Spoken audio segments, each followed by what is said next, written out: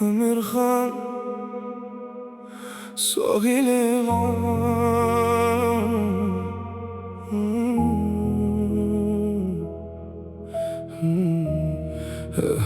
نشستم سری ساحل روی رگی سرد، زندگی مرا زد از هر طرف درد. همه وعده ها گم شد، رفیقان هم رفتند، چهره های آشنا یک یک دیگر شدن. کیسه خالی دل شکست، فکرها در سر، هر قدم در زندگی شد یک دردی دیگر. موجا میزنند سخت به سنگهای ساحل، گویا میدانند که من هم شدم به قوت و دلگیر.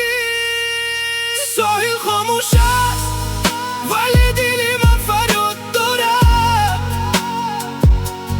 این دنیایی برم با کس دیگر رحم ندارد. من سرسون و آواره در کنار اینا،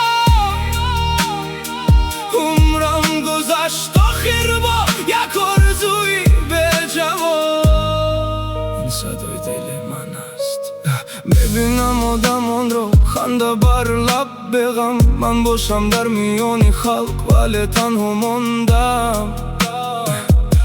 هیچ کس نمیپرسد چرا چشمت تر است، هیچ کس نمیفهمد که پشت خنده چی درد است.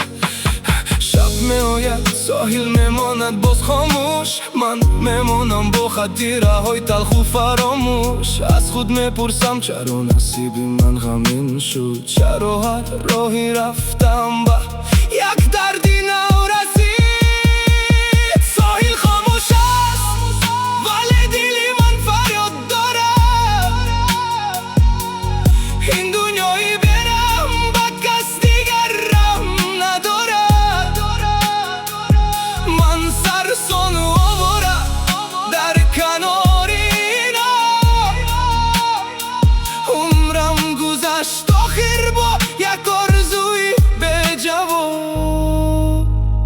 بخرگو است که من چقدر خسته شدم، از بازی تلخی تقدیر پاره پاره شدم. هر موجه که به ساحل میزند با صدای خود، گویا میگوید برادر طاقت کن، هنوز هستی تو.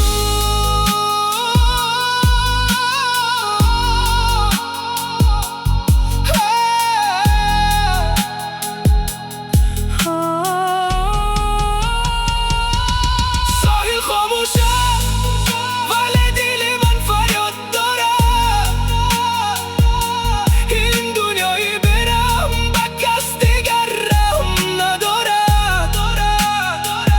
من سرسون و آواره در کنار اینا، عمرم گذشت آخر با یک آرزوی بی جواب. مهجورم شدن ساحل هم خاموش ماند، فقط یک دل ماند.